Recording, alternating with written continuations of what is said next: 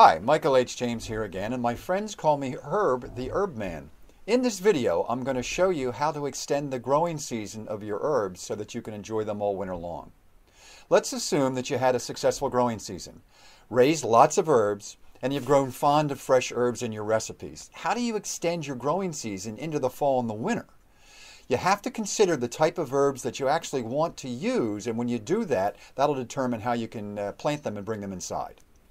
First, let's look at two distinct types of herb plants. Perennials die back to the ground each fall in northern climates. The plant's leaves and stalks turn brown and die off. You cut this material down to the ground level, leaving the roots in the ground. If your ground freezes in the winter, and this is typically in zones 1 through 7, be sure to cover the herb root area of your garden with mulch after the first hard freeze. The mulch can be any commercially available mulch that you can buy, or it can be straw, leaves, salt hay, or even those evergreen boughs that you trimmed in the fall.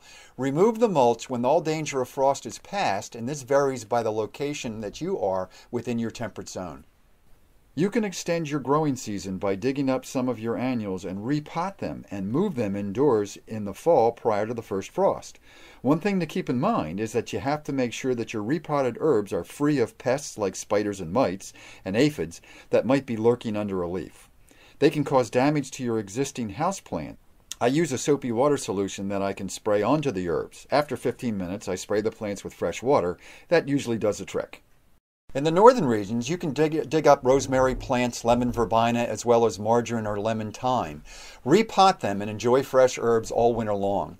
Even though some of these are essentially perennials and will come back in the spring, by repotting them in the winter, you're going to eliminate any possibility of them dying off if you have a particularly harsh winter. Not only do they make handsome houseplants, their wonderful fragrance in my south-facing window always garners comments from my invited guests. I really like container gardening, and when it comes to herb gardening, it's just an absolute natural application.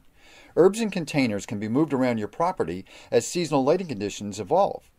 They make great additions to your patio or your back steps off the kitchen. In fact, a container of fresh herbs is a terrific addition to any deck. You can either mass one type of herb in the containers like basil if you happen to be a pesto lover, or if you like Italian cooking, you can actually use the Italian herbs all planted in one container. Plant chives, oregano, tarragon, and basil in a large container if you're partial to Italian recipes. One bonus is that you can actually move these pots into your home as the danger of frost approaches. Even if you're an apartment dweller, a container of fresh herbs in a sunny window or even under artificial lights, grow lights, will actually give you herbs all winter long that are going to thrive. In Florida, during the coldest months, I use several grow lights to keep my fresh herb crop healthy and vibrant. Use various sizes and color combinations to create a container herb garden on your patio in the summer and move some of them inside near natural or artificial light in the winter. Hint: your local garden center or home center will typically mark down or close out their inventory of pots in late summer or early fall. Each year I invest in a few choice pots, and my collection grows each year at a considerable savings. I made the mistake when I first planted my raised beds of not restricting certain herbs to specific areas. It took me 2 growing seasons to get my tarragon, my marjoram, the mint, and chives under control. They actually spread like weeds. Now I actually use clay pots to restrict the root area, and I have a much better results and don't have the problem of those herbs overgrowing the area. In my next video, I'm going to cover Harvesting Your Herbs, Part 1. Want more information? Here are a few options. My website is www.herbinfosite.com.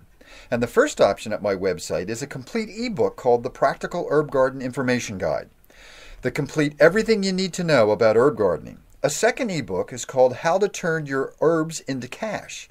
And the final bonus ebook is the Medford House e-cookbook called 6 Herbs Every Kitchen Should Have. It features 37 recipes using one or more of the 6 classic herbs in the recipe. An added bonus is access to the members-only area of the website with additional bonus material each month. The second option is a 10-part mini-course on the secrets of creating the perfect herb garden. And the best part is it's free. Go to my website, www.herbinfosite.com. Really, it's free. Do it now.